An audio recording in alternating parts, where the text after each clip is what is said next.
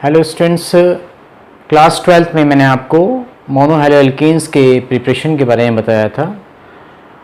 और स्टूडेंट्स, मैं basic organic chemistry में आपको मैंने होमोलिटिक फिजन और हाइड्रोलिक फिजन के बारे में बता चुका हूँ, फ्री रेडिकल्स के बारे में बता चुका हूँ, कार्बोकैटायन कार्बोनियन रिएक्शन इंटरमीडिएट के बारे में बता चुका हूँ। तो स्टूडेंट्स, क्लास 12 के साथ साथ आप जो बेसिक ऑर्गेनिक केमिस्ट्री की मेरी वीडियोस हैं उनको ज़रूर देखें, क्योंकि उससे आपके कंसेप्ट्स क्लियर होंगे। और जब आपका ऑर्गेनिक में कंसेप्ट्स क्लियर होगा तभी आपको क्लास 12 की ऑर्गेनिक केमिस्ट्री समझ में आएगी। तो स्टूडेंट्स, क्लास 12 में हैलो एल्केन्स की प्रिपरेशन में मैंने आपको अल्कोहल से कैसे मोनो हैलो एल्केन्स का फॉर्मेशन करते हैं, जिसमें मैंने आपको डॉर्जन मेथड, ग्रूव्स मेथड बताया था, और PCl5 PBr3 के साथ रिएक्शंस करा करके मोनो हैलो एल्केन्स का फॉर्मेशन कराया था। और हाइड्रोकार्बन्स के थ्रू भी हमने मोनो हैलो एल्केन्स का फॉर्मेशन कराया था। हाइड्रोकार्बन्स के थ्रू स्टूडेंट्स जो है हम एल्केन्स की जब रिएक्शंस हैलोजन से कराते हैं तब हमको जो है मोनो हैलो एल्केन्स ऑब्टेन होती हैं, और मोनो हैलो एल्केन्स आगे फर्दर हैलोजन के साथ रिएक्ट करके di halo alkanes, tri halo alkanes और मिक्सचर ऑब्टेन होता है। अगर हम हैलोजन्स की रिएक्शंस एल्केन्स से कराते हैं तो उसको हैलोजनेशन कहते हैं। इसका मैकेनिज्म मैं आपको बताऊंगा कि हैलोजनेशन क्या होता है, कैसे फ्री रेडिकल्स के थ्रू रिएक्शन होती है, किस टाइप से बॉन्ड ब्रेक होता है। और आज हम जो है बात करेंगे एल्केन्स पर HX की रिएक्शन करा करके हम कैसे मोनो हैलो एल्केन्स का फॉर्मेशन करते हैं। तो HX स्टूडेंट्स आप जानते होंगे HCl होता है, HBr हो सकता है, HI हो सकता है। और एल्कीन्स क्या होती हैं? एल्कीन्स जो हैं RCH डबल बॉन्ड CH और R, ये एल्कीन होती हैं। यानी दो कार्बन के बीच में जो डबल बॉन्ड होगा तब उसको हम एल्कीन कहेंगे, और दोनों sp2 हाइब्रिडाइज होते हैं कार्बन। ये इस पर जब हम HX की रिएक्शन कराते हैं तो हमको क्या मिलेगा? RCH2CH and X। This is the halo alkane. एक हैलोजन है तो मोनो हैलो एल्केन, या सिंपल आप हैलो एल्केन कह सकते हैं।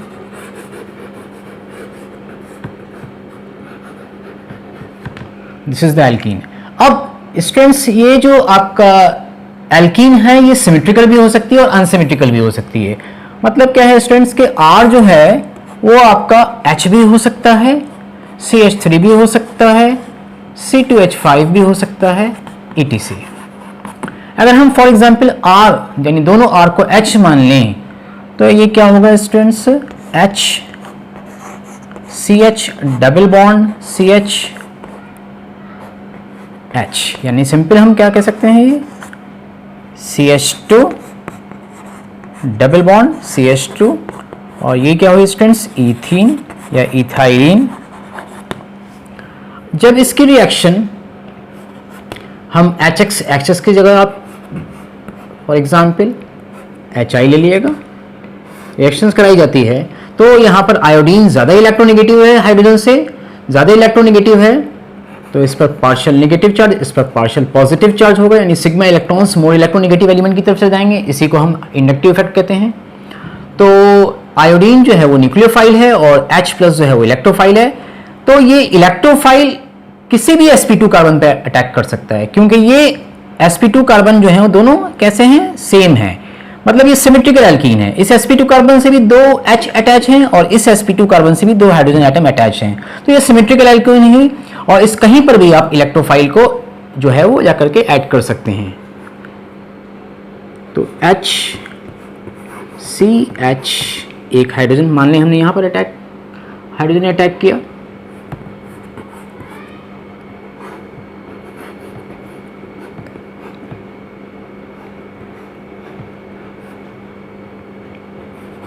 आयोडीन, या सिंपल हम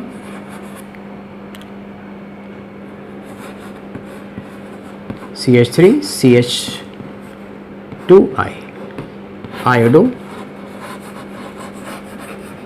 ईथेन। और स्टूडेंट्स एक बात और कि जब आपका HX का एडिशन होता है, इस पर अटैक होता है एल्कीन्स पर, तो एल्कीन्स में दो कार्बन के बीच में पाई बॉन्ड है, तो जब इस पर अटैक होगा, एडिशन होगा, this is the addition reactions. Addition हो रहा है, एडिशन रिएक्शन है, तो एडिशन रिएक्शंस में एक पाई बॉन्ड, इसमें एक पाई बॉन्ड है, एडिशन रिएक्शन में पाई बॉन्ड ब्रेक होता है और एक पाई बॉन्ड ब्रेक होने पर दो न्यू सिग्मा बॉन्ड्स का फॉर्मेशन होता है। तो एक सिग्मा बॉन्ड ये है, एक सिग्मा बॉन्ड ये है, तो दो न्यू सिग्मा बॉन्ड्स फॉर्म होते हैं।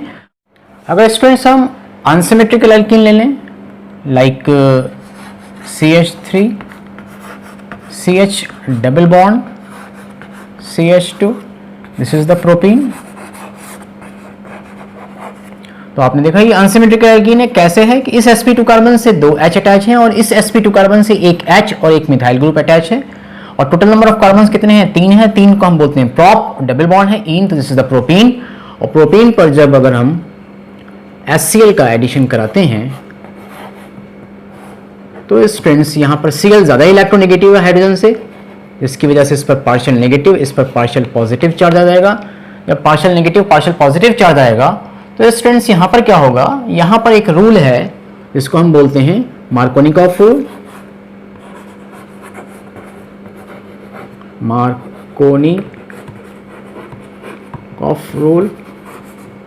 मार्कोनिकॉफ रूल ये कहता है कि electrophile goes to that sp2 carbon which contains more number of hydrogen.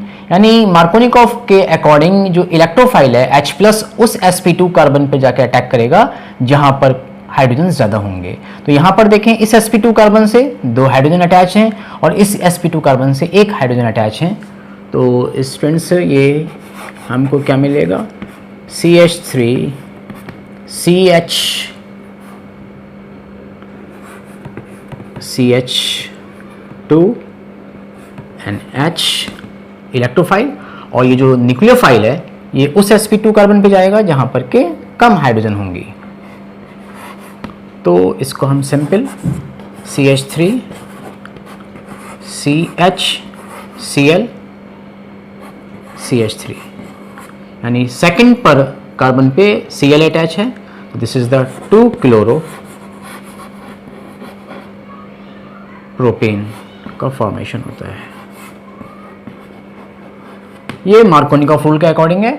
अगर स्टूडेंट्स हम फॉर एग्जांपल प्रोपीन पर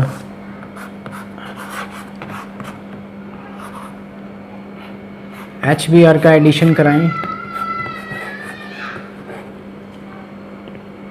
और किसी पेरोक्साइड की प्रेजेंस में कराएं,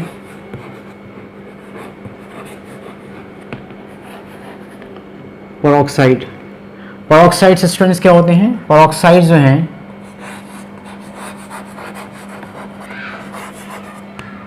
पेरोक्साइड स्टूडेंट्स जो हैं यानी ऑक्सीजन में पेरोक्सी लिंकेज होती है, इनमें पेरोक्सी लिंकेज होगी वो आपके पेरोक्साइड्स कहलाते हैं। और यहाँ पर जनरली हम कोई ऑर्गेनिक पेरोक्साइड यूज़ करते हैं, like benzoyl peroxide. Benzoyl peroxide क्या होता है students?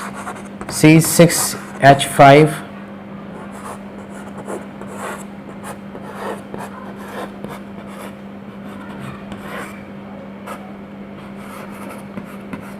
This is the benzoyl peroxide. तो बेंजोइल पेरोक्साइड की जब हम प्रेजेंस में कराएंगे तो ये बॉन्ड आपका सिमेट्रिकली ब्रेक होगा, होमोलिटिक फिजन होगा। तो यहाँ पर जो है जब हम HBr का अटैक कराएंगे किसी पेरोक्साइड की प्रेजेंस में, तो यहाँ पर जो एडिशन होता है वो एंटी मार्कोनिकॉफ रूल के अकॉर्डिंग होता है। एंटी मार्कोनिकॉफ रूल यानी मार्कोनिकॉफ के अकॉर्डिंग जो था, मैंने बताया आपको H कहाँ पर जा रहा था, उस sp2 कार्बन पे जा रहा था जहाँ पर कि ज़्यादा हाइड्रोजन थी। लेकिन यहाँ पर क्या है, पेरोक्साइड अगर लगा हुआ है तो हाइड्रोजन जो है वो उस sp2 कार्बन पे जाएगा जहां पर के हाइड्रोजन कम होंगी, और Br जो है वो उस sp2 कार्बन पे जाएगा जहां पर के ज्यादा हाइड्रोजन होंगी। तो आप देखें CH3 CH2 CH2 Br, this is the 1 bromopropane 1 bromo propane का फॉर्मेशन होता है। तो स्टूडेंट बहुत ही इंपॉर्टेंट है, अगर पेरोक्साइड नहीं है तो पेरोक्साइड नहीं होगा, तब मार्कोनिकॉफ के अकॉर्डिंग एडिशन होगा। और अगर एरो के ऊपर पेरोक्साइड लिखा हुआ है तो आपको जो एडिशन करना है वो एंटी मार्कोनिकॉफ रूल के अकॉर्डिंग करना है, जिसको हम पेरोक्साइड इफेक्ट या खराश इफेक्ट भी कहते हैं। ये भी आपको मैं मार्कोनिकॉफ को जब एक्सप्लेन करूंगा तब उसके साथ साथ ये पेरोक्साइड को भी बता दूंगा आपको। तो पेरोक्साइड की प्रेजेंस में जो है वो एडिशन एंटी मार्कोनिकॉफ के अकॉर्डिंग होता है, और ये जो रिएक्शन होती है वो नॉन पोलर होती है स्टूडेंट्स। और एक बात और स्टूडेंट्स, यहाँ पर पेरोक्साइड के साथ की प्रेजेंस में जब रिएक्शन होगी तो सिर्फ HBr क्या एडिशन होगा एल्कीन पर, पेरोक्साइड की प्रेजेंस में एल्कीन्स पर की रिएक्शन कभी भी HCl से नहीं होती है और HI से नहीं होती है, सिर्फ HBr के साथ एडिशन होता है, यानी HCH3 CH double bond CH2 HCl या HI, इसके साथ रिएक्शन नहीं होती है, इसमें नो रिएक्शन अगर पेरोक्साइड है।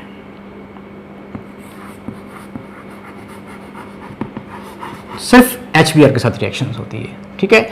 तो उसका असल में रीज़न स्टूडेंट ये है क्योंकि यहाँ पर जो आपका बॉन्ड स्ट्रेंथ है, HI बॉन्ड जो है वो बहुत HI की जो बॉन्ड लेंथ है वो ज़्यादा होती है, ये ईजिली ब्रेक हो जाता है। इसको HI बॉन्ड को ब्रेक करने के लिए बहुत कम एनर्जी की ज़रूरत होती है, और जो HCl बॉन्ड होता है वो HCl बॉन्ड को ब्रेक करने के लिए ज़्यादा एनर्जी चाहिए, तो हम इंटरमीडिएट लेते हैं HBr। तो HBr की जो बॉन्ड स्ट्रेंथ होती है वो HCl से तो कम होती है लेकिन HI से ज़्यादा होती है, क्योंकि ये रिएक्शंस जो है पेरोक्साइड की प्रेजेंस में होती है, नॉन पोलर होती है, फ्री रेडिकल्स के थ्रू ऑपरेट होती है। तो इस वजह से जब फ्री रेडिकल्स के थ्रू ऑपरेट होगी, हम जब इस पर यूवी लाइट डालेंगे तो यूवी लाइट डालने पर हमको ध्यान रखना है कि जो बॉन्ड लेंथ हो वो बॉन्ड जो हो वो इतना ज़्यादा वीक भी नहीं हो, इतना ज़्यादा स्ट्रॉन्ग भी नहीं हो, इसलिए हम HBr यूज़ करते हैं। HCl और HI के साथ जो है अनसिमेट्रिकल एल्कीन्स का एडिशन नहीं होता है। इसमें स्टूडेंट्स एक दूसरा मेथड है halogen exchange method.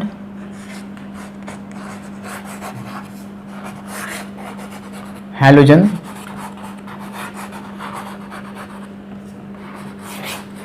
Exchange method, ये बहुत ही इंपॉर्टेंट मेथड है, इस पे कन्वर्जेंस बेस्ड है, बहुत पूछ जाता है ये।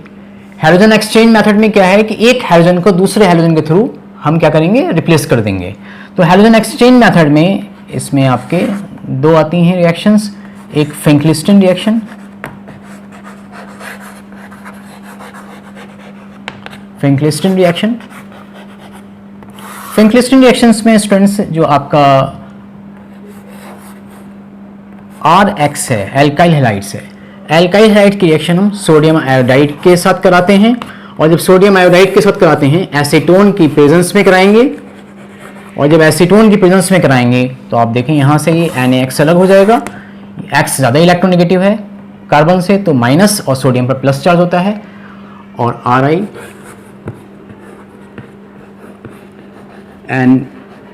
RiNaX एग्जाम्पल देख लें हम general, CH3 CH2 Br, sodium iodide, acetone, तो आप देखें यहां से ये NaBr अलग, CH3 CH2 and NaBr, iodo ethane का जो है फॉर्मेशन हो जाता है। तो स्टूडेंट्स फिंकलिस्टन रिएक्शंस में जो है हम फिंकलिस्टन रिएक्शन से हम सिर्फ आयोडो एल्केन्स ऑब्टेन करते हैं, आयोडो एल्केन्स का फॉर्मेशन होगा। दूसरा मेथड जो है स्वार्ट्स रिएक्शन है,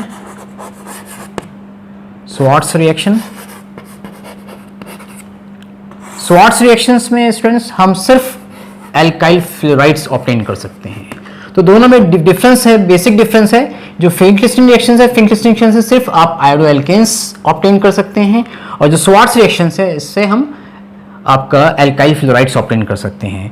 तो स्टूडेंट्स जैसे कि हम कंसिडर करें CH3Cl, इसकी रिएक्शन हम कोई ना कोई हम यहाँ पर इनऑर्गेनिक फ्लोराइड लेते हैं, लाइक AgCl ले सकते हैं आप, सॉरी AgF ले लें, या Ag2F2 ले लें, मर्क्यूरस फ्लोराइड ले लें। जब इसकी रिएक्शन कराई जाएगी तो यहाँ से ये AgCl Cg फ्लोरोमीथेन का फॉर्मेशन हो जाएगा, फ्लोरोमीथेन। तो इनऑर्गेनिक फ्लोराइड्स की जब रिएक्शंस हम एल्काइल हैलाइड से कराते हैं तो हमको फ्लोरोएल्केन्स ऑब्टेन होती हैं। इसकी जगह हम जो है Ag2F2 भी यूज़ कर सकते हैं, मर्क्यूरस फ्लोराइड। तो इनऑर्गेनिक फ्लोराइड्स की हेल्प लेते हुए हम फ्लोरोएल्केन्स का फॉर्मेशन करते हैं। तो ये आपका बहुत ही इंपॉर्टेंट मेथड है हैलोजन एक्सचेंज मेथड, इसमें फ्रैंकलिस्टन रिएक्शन से हम आयोडोएल्केन्स और स्वार्ट्ज रिएक्शन से हम फ्लोरोएल्केन्स का फॉर्मेशन करते हैं। ये कन्वर्जेंस में इन दोनों रिएक्शंस का बहुत यूज़ है स्टूडेंट्स। तो स्टूडेंट्स ये क्लास 12 की जो मोनो हैलोअल्केन्स की इंपॉर्टेंट प्रिपरेशंस थी वो मैंने आपको बताई। कहीं कोई बात आपको और समझ में नहीं आई हो तो ज़रूर मुझे प्लीज़ कमेंट करें और मेरी वीडियोस को रेगुलर देखते रहें, और बेसिक ऑर्गेनिक केमिस्ट्री के लिए जो मेरे लेक्चर्स हैं उनको भी आप ज़रूर देखें ध्यान से। Okay students, thanks a lot.